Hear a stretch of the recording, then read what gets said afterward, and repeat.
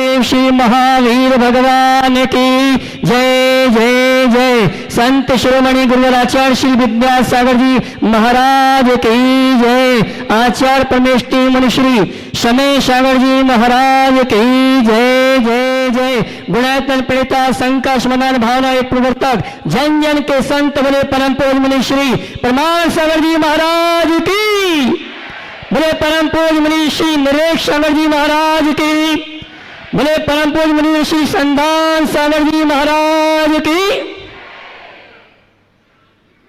चलते हैं TV channel का बहुचर्चित विश्व इतिहास संघ का समाधान का कार्यक्रम प्रारंभ करें। उसके पूर्व आत्मविकास का दिव्य सदन जैन सिद्धांतों की वैज्ञानिक प्रयोगशाला, जहां बोलेगा समोसरण ऐसे गुणायतन के गुणायतन प्रेता शंका समाधान भावना एक प्रवर्तक जन जन के संत प्रखर वक्ता परम पूज्य मुनिश्री प्रमाण सागर जी महाराज के श्री चरण नमन करते हुए निवेदन करेंगे। शंका समाधान के कार्यक्रम के लिए चलते हैं पारस चैनल, जनवाणी चैनल और प्रमाणिक ऐप के माध्यम से जिस कार्यक्रम को देख और सुन रहे हैं उन सभी की ओर से और पूरे इंदौर की विभिन्न कॉलोनी से जो श्रावक श्राविका इस संघ का समाधान के कार्यक्रम में उपस्थित हैं उन सभी की ओर से परम पूज्य मुनिश्री के श्री चरण नमन करते हुए निवेदन करेंगे, आशीर्वाद प्राप्त करेंगे। संघ का समाधान के कार्यक्रम के लिए दोनों हाथ जोड़ ले, बोलेंगे हे मुनिवर नमोस्तु, आवाज कम आ रही है, हे गुरुवार नमोस्तु, हे मुनिवर नमोस्तु। और आइए गुरुवर के आशीर्वाद से हम और आप का विश्व विख्यात संघ का समाधान का कार्यक्रम के लिए आप सबकी ओर से निवेदन करेंगे मुनिवर संधान सागर जी महाराज से। हे मुनिवर, आप अपने वचनों के माध्यम से हम सभी के लिए शंकाओं का समाधान मुनिवर प्रमाण सागर जी महाराज के माध्यम से देने का सौभाग्य अवसर प्रदान करें। दोनों हाथ उठा के जयकार लगाएंगे, बोले परम पूज्य मुनि श्री प्रमाण सागर जी महाराज की। आज का यह सत्र अपन प्रारंभ करते हैं। पहले प्रश्न के लिए मैं आमंत्रित कर रहा हूं डॉक्टर संध्या जैन इंदौर, माइक वहां तक पहुंचा दें, वे खड़े हो जाएं। और अरुण भावना जैन तैयार रहें इंदौर से। नमोस्तु महाराज जी, नमोस्तु महाराज जी, नमोस्तु महाराज जी। सर्वप्रथम तो मैं आपके प्रति दिल से आभारी हूँ जो मुझे इस महिला सभा में आने का सुअवसर मिला। एक बहुत बड़ी समस्या है महिलाओं से संबंधित, चूंकि ये महिला सभा है इसलिए मैंने इस प्रश्न को लेना उचित समझा। यूँ तो मेरे प्रश्न में बहुत सारे हैं पर यह प्रश्न मुझे प्रासंगिक लगा। महिलाओं का शोषण अपमान हो रहा है, चाहे पढ़ी लिखी हो या अनपढ़, अत्याचार का भी शिकार हो रही हैं वे। न केवल पुरुष वरन महिलाएं भी महिलाओं को अपने स्वार्थ, लालच, प्रतिष्ठा के लिए सताती हैं। कई बार तो त्रस्त होकर नवयुवतियां, अन्य महिलाएं भी आत्महत्या जैसा जघन्य अपराध भी कर बैठती हैं। तो इन विकृतियों से कैसा हम दूर रहें, कैसे बचा जाए महाराज जी, मैं चाहती हूँ। मैं लड़कियों के कॉलेज में पढ़ाती हूँ, मैं देखती हूँ बहुत सारी समस्याएं हैं, आपसे समाधान चाहती हूँ। ओम ओम। देखिए, अत्याचार तो अत्याचार है, शोषण तो शोषण, चाहे वो महिलाओं पर हो या पुरुषों पर। हमें सब प्रकार के अत्याचारों से बचना चाहिए और समाज में एक ऐसा वातावरण बनाना चाहिए जिससे अत्याचार मुक्त समाज की संरचना हो सके। आपने महिलाओं पर होने वाले अत्याचारों की बात की, लेकिन आपने अपने सवाल में भी इस बात को रखा जो बहुत गंभीर और चुनौतीपूर्ण है। अगर तथ्यात्मक तरीके से देखा जाए तो महिलाओं पर होने वाले अत्याचारों में महिलाओं की भागीदारी ज़्यादा है। आज नारी नारी की दुश्मन बन पड़ी है और जब तक ये स्थिति बनेगी समस्याएं ज्यों की त्यों खड़ी रहेगी। हमें उस स्थिति को जड़मूल से हटाने की कोशिश करना चाहिए। जब हम उस स्थिति को हटाएंगे तभी एक अच्छे समाज की संरचना कर पाएंगे। सबको मिलकर अहिंसा, प्रेम, परस्परता, आत्मीयता और सहजीवन की भावना को जगाने की जरूरत है, जिससे जीवन को बेहतर बनाया जा सके। अरुण जी सेठी, आनंद भवन परिवार, वे अपना प्रश्न रखें। मैं चाहूंगा सुरभि जी पांड्या, वे यहाँ हैं तो मंच पर आ जाएं। अमेरिका वासी परिवार सहित मंच पर आ जाए। सीट परम पूज्य श्री प्रमाण सागर जी महाराज सत्संग के चरणों में शत शत नमन। महाराज जी, आज के प्रवचन में आपने यह बताया कि धर्म ही आत्मा की परिणति है, परंतु महाराज जी सांसारिक जीवन में हम पर जो विपत्तियां आती है वो हृदय में समता भाव रखने पर भी दूर नहीं होती और हमें धर्म के मार्ग पर चलने से विचलित कर देती है।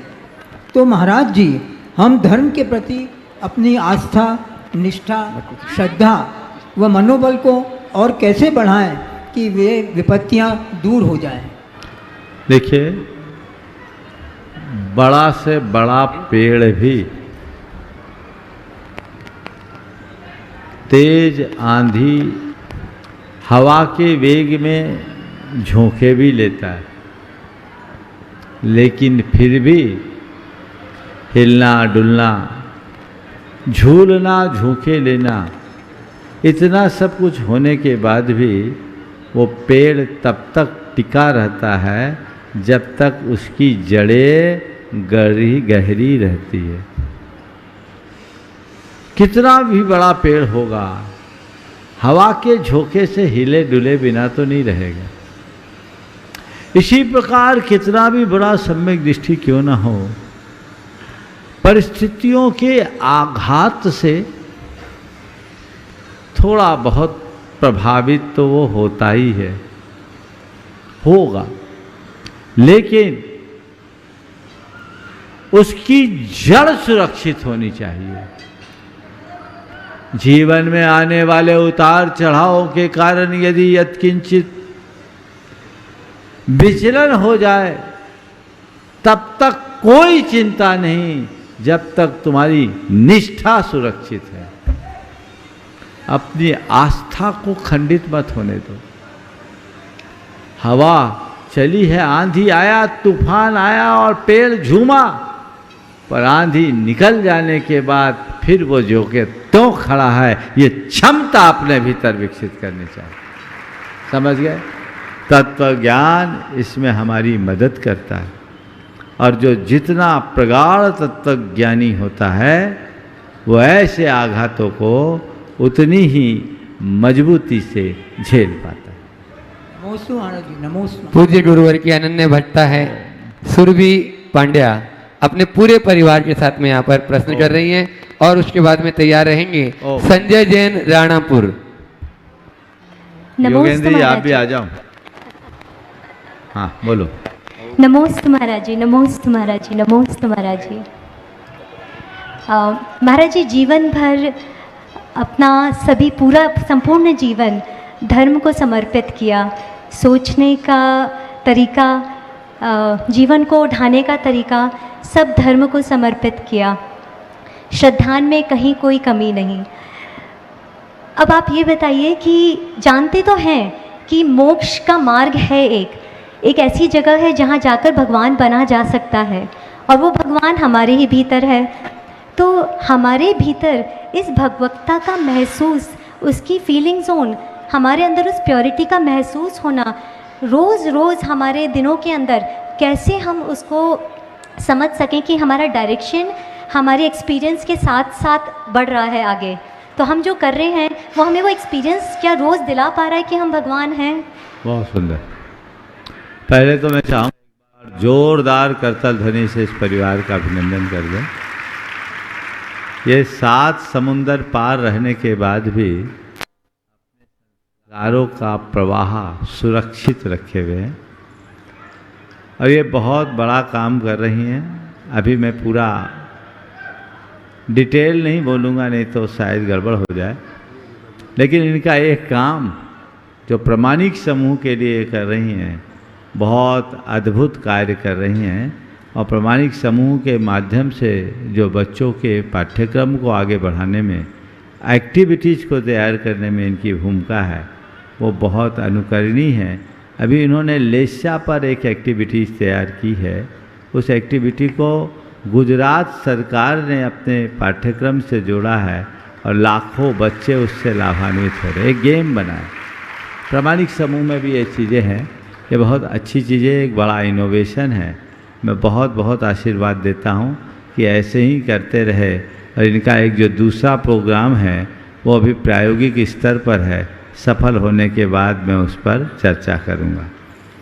आपने जो सवाल किया कि धर्म को समझते हुए जीने के बाद भी हम ये कैसे सुनिश्चित करें कि मेरी दिशा सही है। देखिए, मोक्ष या भगवत्ता की बात मुझे समझ में नहीं आती। हमें मोक्ष मिलेगा, हम भगवत्ता को प्राप्त करेंगे, ऐसा जब हम सोचते हैं तो हमारे मानस में एक बात उभरती है कि मोक्ष एक कोई स्थान है जो हमारा डेस्टिनेशन है, वहाँ हमें जाना है। जैसे अमेरिका से आप इंदौर आई, ऐसी कोई स्थान है जहाँ हमें जाना है और जब पहुँचेंगे तब उसका एक्सपीरियंस होगा। मैं समझता हूँ ये भूल है। मेरी दृष्टि में मोक्ष एक स्थान नहीं, स्थिति है। वो हमारी परिणति है। वो क्या है? मोक्ष है क्या? दुख मुक्त अवस्था का नाम ही मोक्ष है। आकुलता रहित परिणति का नाम ही मोक्ष है। तो मैं मोक्ष के कितना निकट हूं, इसका अंदाज या आभास हमें कैसे लगेगा? तो एक ही रास्ता है। मैं मोक्ष के कितना निकट हूं इसे जानना है तो अपने अंदर की आकुलता का विश्लेषण करो। यदि मेरी आकुलताएं घट रही है तो मानना मैं मोक्ष के निकट हूं, और आकुलता बढ़ रही है तो मैं संसार में भ्रम रहा हूं। तो ये पैरामीटर है। एक धर्मी की यही पहचान है। आज प्रातः काल मैंने कहा था, एक सच्चे धर्मात्मा के अंदर 4 बातें होनी चाहिए: self discipline, self control, self confidence और सेल्फ सेटिस्फैक्शन। ये चीज़ें जीवन में आए तो जीवन का आनंद है, रस है। हम बाह्य धर्माचार के प्रति जितनी तत्परता दिखाते हैं उतनी हमें भीतरी धर्म के प्रति भी प्रकट करना चाहिए। और जब भीतर से धर्म प्रकट होता है तभी जीवन में आनंद उभर पाता है। बहुत बहुत आशीर्वाद। नमस्ते महाराज। संजय जी जैन राणापुर, इनके साथ में इनके सुपुत्र जी भी हैं, वे भी खड़े हो जाएंगे पूरा परिवार के साथ में। और उसके बाद में हमारे बीच में इंग्लैंड यूके से डॉक्टर सिद्धार्थ जी जैन यहाँ पर उपस्थित हैं, वे अपना प्रश्न करेंगे। नमोस्तु गुरुदेव। गुरुदेव, अभी तक मैंने आपके आशीर्वाद से 32 देशों में शाकाहार का प्रचार प्रसार अपने वक्तव्य के माध्यम से किया है और अनेकों इंटरनेशनल और नेशनल क्रूज लाइंस के अंदर जैन टेक के साथ जैन फूड अवेलेबल हो, इसकी व्यवस्था को प्रारंभ करवाने में सफलता प्राप्त की है। गुरुदेव, मेरा सवाल सिर्फ इतना सा है आपसे। आज मेरी सबसे बड़ी पीड़ा ये है, मैंने अनेकों लोगों को देखा है जिनके नाम के आगे जैन लगा होता है, उसके बाद भी वे इन अभक्ष्य पदार्थों को सेवन करते हैं। उनको मैंने अपनी आंखों से देखा है। क्या गुरुदेव ऐसा और कोई प्रयास हो सकता है कि वो कम से कम या तो अपने नाम के आगे से जैन शब्द को हटा लें या फिर उनके ऊपर कोई सख्ती से पाबंदी हो, जिससे मेरा जैन समाज और जैन धर्म लांछित ना हो? गुरुदेव, देखिए, आपने जो बात कही है, पहले तो मैं चाहूँगा एक बार संजय भाई का जोरदार अभिनंदन करके। ये हमारे समाज की एक विशिष्ट प्रतिभा है जिन्होंने बहुत कम उम्र में अपनी अंतर्राष्ट्रीय पहचान बनाई है, और इसका अनुकरण इनके बेटे ने भी किया, जो हार्वर्ड यूनिवर्सिटी से गोल्ड मेडलिस्ट है। अभी इसके बाद वो भी सवाल करेंगे, और वहाँ का ब्रांड एम्बेसडर भी बनने का श्रेय प्राप्त किया है उनका पुत्र हर्षित, जो अभी अपना सवाल करेगा। आपने जो सवाल किया वो बहुत ही प्रासंगिक है। कतिपय लोग अपनी आधुनिकता की होड़ में मौलिकता को खोने लगे। हमें चाहिए कि हम अपनी मौलिकता को हर हालत में सुरक्षित रखें, अपनी मौलिक पहचान को किसी भी स्थिति में खंडित न होने दें। ये हमारा प्रयत्न होना चाहिए, ये हमारा पुरुषार्थ होना चाहिए। तो उस स्थिति को हम बना कर रखें। उस समय जरूर अटपटा लगता है जब सामने वाला हमारे लिए विशेष सुविधाएं दे रहा है और हमारे ही लोग कहें कि हमारा तो चलता है। अच्छी बात नहीं है, ये बड़ी निंदनीय लगती है। मैं तो कहता हूँ जब कभी ऐसा कोई व्यक्ति इस तरह की हरकत करता दिखे तो उसी क्षण उससे कहें कि भाई आप तो जैन हो ना, आपके लिए जैन होकर ऐसा करना शोभा नहीं देता, प्लीज़ आप ऐसा न करें। मैं ये तो नहीं कहूँगा कि आप उनको जैन लिखने के नाम पर मना करें, मैं ये ज़रूर कहूँगा आप उन्हें ऐसा न करने की प्रेरणा जरूर दें। हर्षित जी जैन आपके सुपुत्र भी प्रश्न कर रहे हैं और उसके बाद में तैयार रहेंगे वंशिका जी जो जम्मू कश्मीर से अपने बीच में हैं। नमोस्तु गुरुवर। आचार्य गुरुवर, आज से कुछ वर्ष पूर्व रोम इटली में मेरे साथ में एक एसिड अटैक हुआ था। चूँकि मैं 38 कंट्रीज़ में अभी तक साइबर सिक्योरिटी की रिसर्च प्रस्तुत कर, उस समय पर एक सोशल मीडिया पर मैंने काफ़ी कुछ शेयर किया था। उसे देखते हुए, ट्रैक करते हुए लैपटॉप, मोबाइल, जितना भी रिसर्च का डेटा है सब कुछ चोरी हो गया था और उसी के साथ में उन्होंने एसिड के साथ में अटैक भी किया था। उस समय पर नौकार मंत्र की क्या महत्वता होती है वो मैंने साक्षात देखी है। एक बूंद की भी मेरे ऊपर नहीं आई और उसी के साथ 4 घंटे के अंदर पूरे विश्व से लगभग 4 से 5 लाख लोगों ने मुझे सपोर्ट किया। प्राइम मिनिस्टर से लेकर के विदेश मंत्री तक सभी वहाँ से मुझे लेकर के 24 घंटे में वापस देश भी लेकर के आ गए। आचार्य गुरुवर, उस वक्त एक बहुत अच्छी चीज़ हुई थी। चूँकि मेरे नाम में अग्रवाल के साथ में जैन लिखा हुआ है और वो जैन लिखे होने की वजह से इटली में जितने भी जो कंपनी के लोग हैं, जो रिसर्च के लोग हैं, वो ये समझ रहे थे कि ये जैन है मतलब वेजिटेरियन है। तो वहाँ पर जितनी भी गवर्नमेंट ने भी जो व्यवस्था की वो सारी वेज फूड की।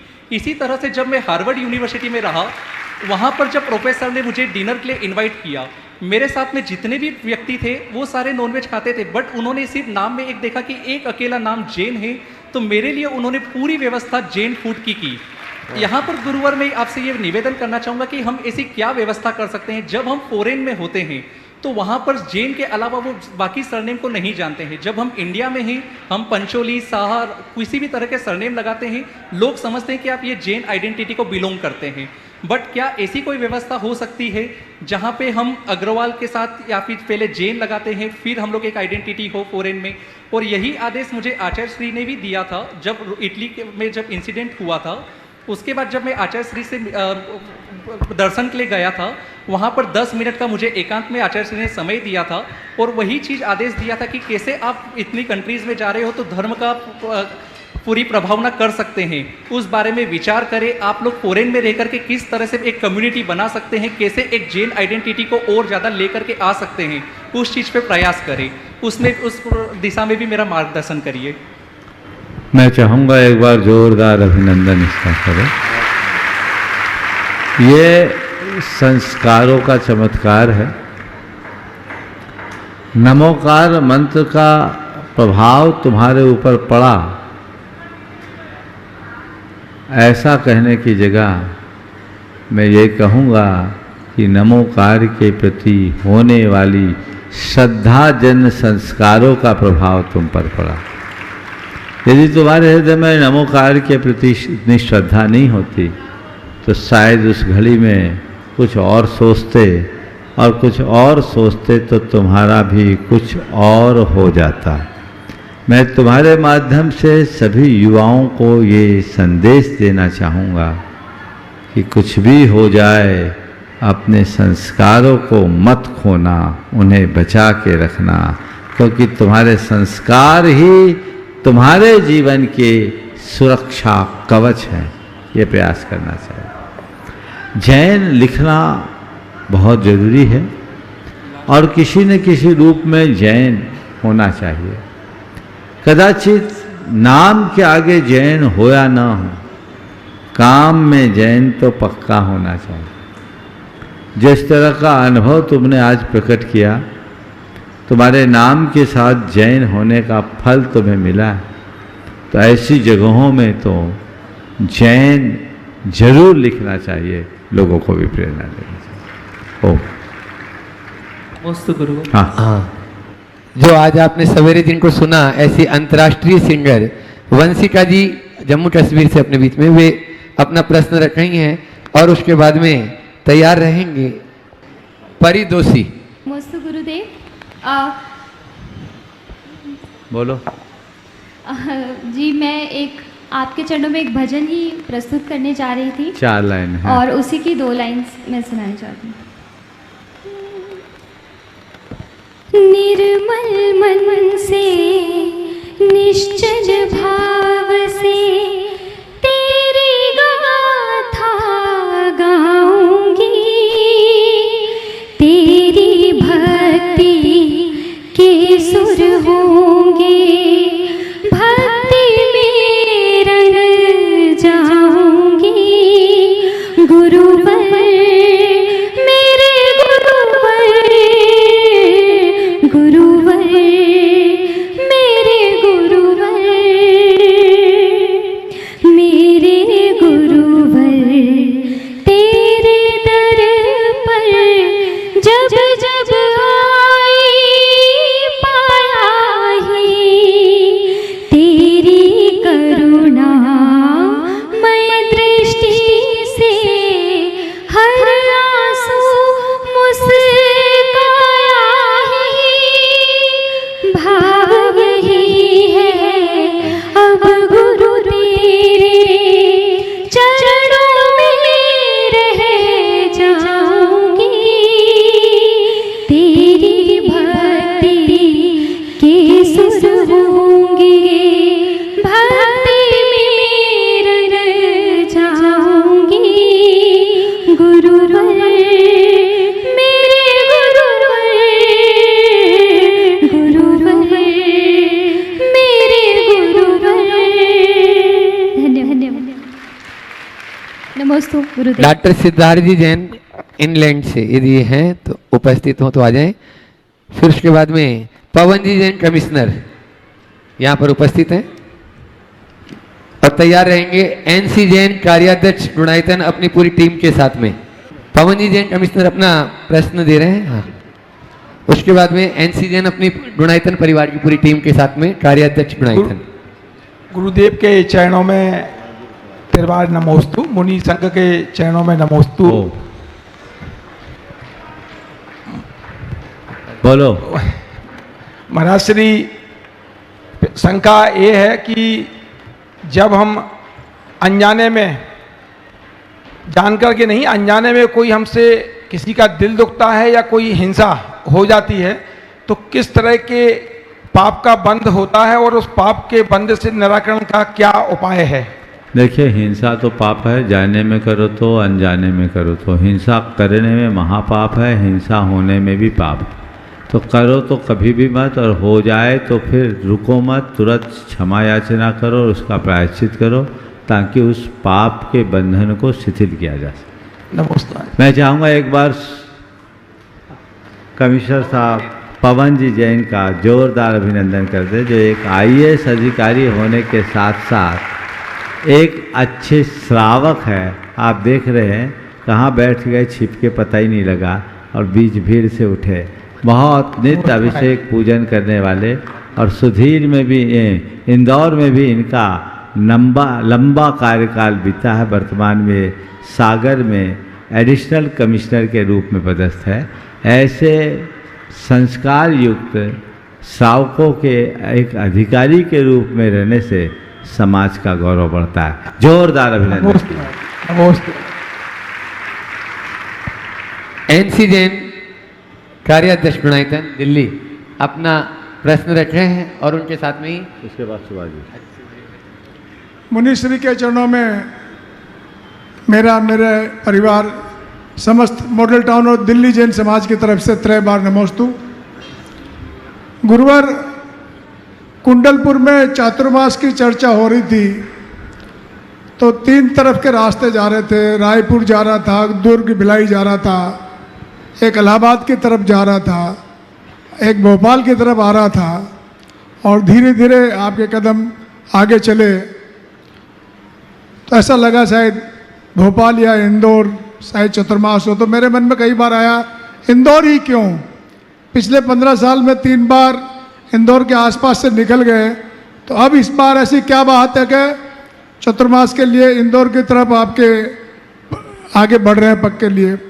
लेकिन वो मन का भ्रम 17 तारीख को समाप्त हो गया जब इंदौर वासियों का आपके प्रति श्रद्धांजलि देखा। एक अविश्वसनीय ऐतिहासिक आपका इंदौर समाज ने जो अगवानी की, मुझे नहीं लगता कि हमने पिछले कई वर्षों में ऐसी अगवानी किसी साधु की देखी हो। मुनिश्री, अब आप तो पधार गए और आपने तो इंदौर वालों को आशीर्वाद दे दिया। कल चतुर्दशी है तो चतुर्मास की स्थापना भी हो जाएगी। अब आगे क्या?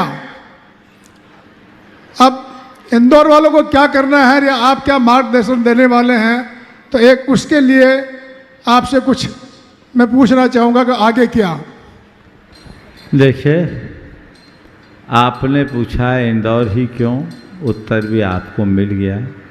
और आपने पूछा है आगे क्या, तो मैं इतना ही कहूँगा, इंदौर से अब नए दौर की शुरुआत होने वाली है। एक नए दौर, आप सब तैयार रहिए और तैयार हैं। मैं देख रहा हूँ सब कटिबद्ध है, हर वर्ग कटिबद्ध है, सब प्रतीक्षा कर रहा है। कल के बाद परसों मुझे जो संदेश आप सबको देना होगा दूंगा।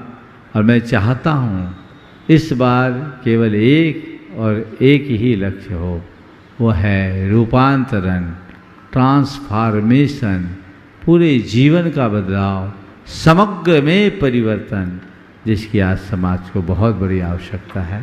मैं समझता हूँ शायद ऐसा ही कुछ होना है जिसमें मुझे निमित्त बनना है, और वही एक प्रेरणा बनकर मुझे इंदौर तक खींच लाया है। जो नारा है, जरूर एक नए दौर की शुरुआत हो। मैं गुणायतन परिवार की तरफ से पूरे इंदौर समाज का स्वागत और अभिनंदन करता हूँ, सैल्यूट करता हूँ इंदौर समाज को।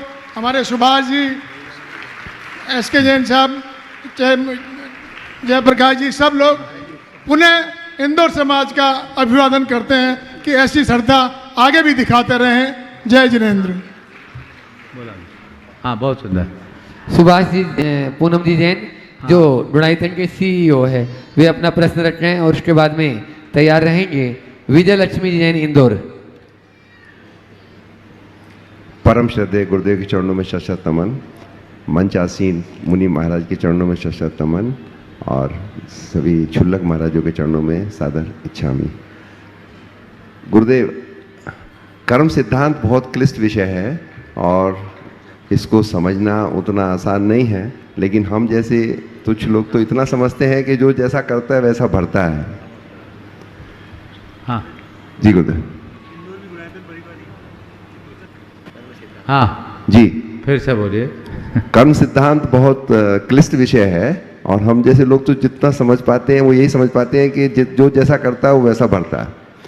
लेकिन इसमें कई बार ये मन में आता है, और मैंने देखा है भी है, एक्सपीरियंस भी किया है, जो कि जो पुण्य या पाप का जो फल है वो किस क्रम से मिलता है। ये तुरंत मिलता है, इस भाव में मिलता है, या पिछले भवों का। पहले तो मैं चाहूँगा एक बार पूरे गुणायतन के इन कर्मठ कार्यकर्ताओं का जोरदार अभिनंदन कर दें। आप देख रहे हैं एनसी जैन साहब कार्याध्यक्ष हैं, सुभाष जी और उनके बाजू में खड़े सुनील जी, और इधर जयप्रकाश जी, ये पीछे कमलेश जी, ये गुणायतन के महत्वपूर्ण स्तंभ है जो 24 घंटा गुणायतन के लिए समर्पित करते हैं। और इंदौर के लिए बहुत बड़े गौरव की बात है, कपूरचंद जी खड़े, हरीश जी खड़े हो जाइए आप भी। ये लोग पूरा समय दे रहे हैं। और विवेक आप भी खड़े हो जाओ, विक्रम तुम भी खड़े हो जाओ। ये लोग सब गुणायतन के फाउंडर स्तंभ है और कर्मठता के साथ लगे हैं। लेकिन अभी जब मैं ऐसी जैसा बोले तो धीरे से अशोक जी दोषी ने मेरे कान में बोला, महाराज इंदौर भी तो गुणायतन ही है। मैं आप सबको कहूँगा, आपको बड़ा हर्ष होगा कि मध्य प्रदेश में संभवतः इंदौर में गुणायतन के ट्रस्टियों की सर्वाधिक संख्या है। सही है ना? क्या भोपाल के पैरेलल है? इंदौर और भोपाल दोनों आपस में हैं। अभी भोपाल प्रवास में कुछ लोग बढ़ गए, पर मुझे लगता है इस चातुर्मास में इंदौर और आगे निकल जाएगी। हाँ हाँ हाँ, आप कह रहे दिल्ली को मौका देके देखिए, आएगा, उसका भी मौका आएगा, प्रतीक्षा कीजिए। आपका जो सवाल है कि हम जो कर्म करते हैं उसका फल तत्काल क्यों नहीं मिलता, किस क्रम से मिलता, बाकी लोग बैठ जाएं। देखिए, कर्म का फल हमें तत्काल भी मिलता है और कालांतर में भी। मैं अक्सर एक उदाहरण देता हूँ। भोजन करने से हमारे शरीर में खून बनता है कि नहीं बनता? बोलिए। बनता है। रोटी खाते ही बन जाता है क्या? समय लगता है। कितने दिन लगता है? क्या मालूम। जो भी है डाइजेस्ट। भोजन करने के बाद पूरा डाइजेस्टिव सिस्टम अपना काम करता है, पच करके भोजन अलग होता है और शरीर में खून बनता है जी। तो भोजन करते ही तुरंत खून नहीं बनता, लेकिन भोजन करते ही शरीर में सत्व आता है कि नहीं आता? मरियल जीव भी चैतन्य हो जाता है रोटी खाने के बाद, होता है कि नहीं? होता है जी। तो ये भोजन करते ही सत्व का आना भोजन का तात्कालिक फल है, और भोजन करने के बाद खून बन जाना उसका पारंपरिक फल है। इसी प्रकार अच्छा कर्म करने से संतुष्टि होना पुण्य का तात्कालिक फल है, और सुख समृद्धि पाना उसका पारंपरिक फल। बुरा कर्म करने से पाप करते ही संताप होना उसका तात्कालिक फल है, और दुख दारिद्र आना पारंपरिक फल। ऐसा समझ। नमोस्तु बोलिए। नमोस्तु। जय हो। मोयरा सरिया से संदीप जी शाह जो खंडेलवाल महासभा के प्रदेश अध्यक्ष हैं, उनके साथ में रहेंगे शेखर जी छाबड़ा राष्ट्रीय कार्याध्यक्ष। हम सभी के हृदय सम्राट, महामुनि, प्रखर वक्ता, शंखा समाधान प्रवर्तक कौन है? गुरुवर के चरणों में विजयलक्ष्मी इंदौर बोल रही हैं। शशत नमन। शशत। हाँ अच्छा, हाँ बोलो। हाँ, हम इधर देख रहे थे, चलो उधर माइक पहुंचा दीजिए। हाँ बोलिए बोलिए बोलिए बोलिए। महाराज जी, आपके चरणों में सशत नमन, आपके पूरे संघ के चरणों में सशत मंगन। आचार्य विद्यासागर और जी सवाल कर लो सीधे, नमन तो सिर झुका के कर लो। हाँ। मेरा सवाल आज के प्रश्नों से है। जो आपने प्रवचन में बताया कि जो जीवन को स्वर्ग बनाने के लिए धर्म का करना जरूरी है, और धर्म के साथ चारित्र पर भी बढ़ना चाहिए। ये मैं मानती हूँ, चारित्र पर बढ़ना चाहिए। पर जैसे उम्र दराज लोग हुए जो चारित्र पर बढ़ने की इच्छा तो रखते हैं, परंतु अपनी उम्र के मारे, कुछ बीमारियों के मारे नहीं आगे बढ़ पाते हैं, उनके लिए मार्गदर्शन चाहिए हमारे। चारित्र धारण करने का मतलब ये नहीं है कि एक टाइम खाना, एक आसन करना, या भोजन पानी में संयम रखना। प्रतिमा तो सुनो, प्रतिमा लेना ही चारित्र नहीं है। फिर अपने आचरण में निर्मलता लाना ही सच्चरित्र है। उज्जवल चरित्र को तो धारण करो, फिर व्रत संयम में आगे बढ़ो। इसलिए मैं उन लोगों से एक प्रेरणा देना चाहता हूँ, जब बड़े लोग कहते हैं कि अब हमसे नहीं होता, तो युवाओं से मैं कहना चाहता हूँ, अक्सर युवाओं के सामने कहा जाता है धर्म करो, तो कहते हैं अभी हमारी उम्र थोड़ी हुई, और जब वो बूढ़े हो जाते हैं उनसे पूछते भैया धर्म करो, तो कहते हैं अब हमारी उम्र कहाँ बची। जवानी में कहा गया तो कहते हैं हमारी उम्र थोड़ी हुई, और बुढ़ापा में अब हमारी उम्र कहाँ बची। तो ये चीज़ें नहीं होना चाहिए, जब जागो तभी सवेरा। महाराज जी ओम बस। नमस्ते। संदीप जी साहब अपना प्रश्न रख रहे हैं और उसके बाद में तैयार रहेंगी समूह शरण महिला मंडल इंदौर। नमोस्तु नमोस्तु महाराज जी। महाराज जी, हमने बहुत मोटिवेशनल स्पीकर को सुना है, लेकिन जब आप जो ऐसे क्वेश्चन लोग पूछते हैं जो हमको पता भी नहीं होते हैं और आप उनका जवाब देते हैं, तो इससे ज़बरदस्त मोटिवेशन हम लोगों को मिलता है। मेरा प्रश्न है कि जब हम मंदिर में जाते हैं तो वहाँ पर यक्ष यक्षिणी की मूर्ति होती है, तो वो हमारे लिए पूजनीय है या दर्शनीय है?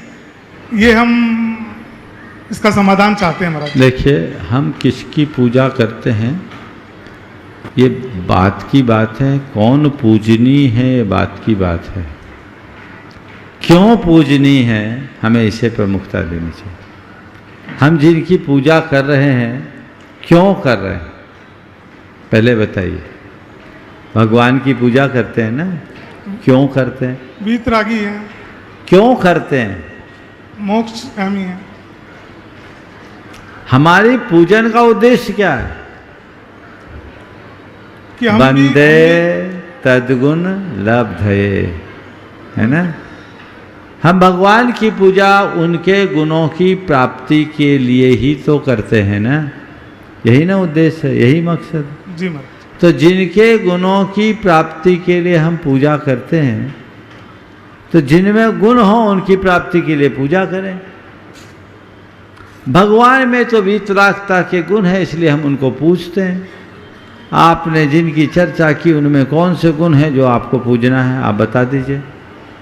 क्या उनमें वीतरागता है? नहीं है। बोलिए। नहीं है महाराज। तो फिर उनकी पूजा का उद्देश्य कहाँ पूरा होगा? सुनिए, एक विशेष रहस्य की बात करता हूँ। एक जमाने में भारत में बहुदेवतावाद का चलन बढ़ा,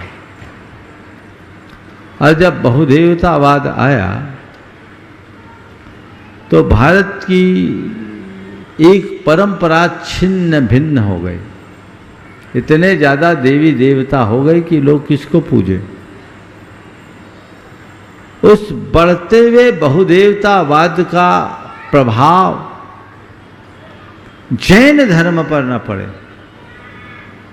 तो उससे बचने के लिए हमारे आचार्यों ने देवी देवताओं को यक्ष यक्षिणी के रूप में तीर्थंकर प्रतिमा के चरणों में बिनत मुद्रा में अंकित करवाना शुरू कर दिया। आप 4वीं 5वीं शताब्दी की प्रतिमाओं में कोई यक्ष यक्षिणी नहीं देखेंगे। बिनत मुद्रा में यक्ष यक्षिणी को अंकित किया गया, केवल इस भाव से ताकि लोग ये जान सके कि मनुष्य का स्थान देवताओं से भी ऊंचा है। जिन देवताओं को तुम पूजना चाहते वे भी इनकी पूजा करते हैं। और ऐसा करके हमारी संस्कृति को बचा लिया गया। डॉक्टर बलदेव उपाध्याय प्राच्य विद्या के एक महान स्तंभ हुए हैं,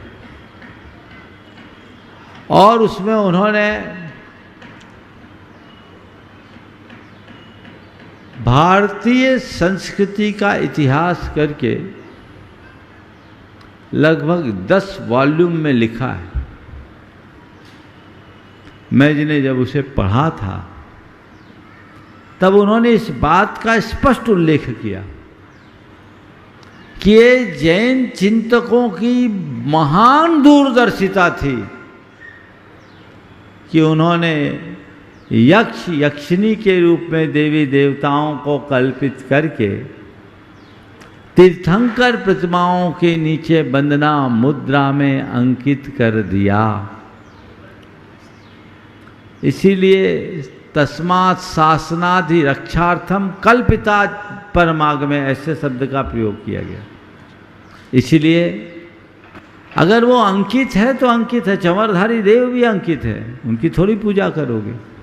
हमारे पूज्य तो वीतराग ही हैं, इसलिए हमें केवल और केवल उनकी ही पूजा करनी चाहिए। समय आप सबका हो गया, यहीं पर विराम।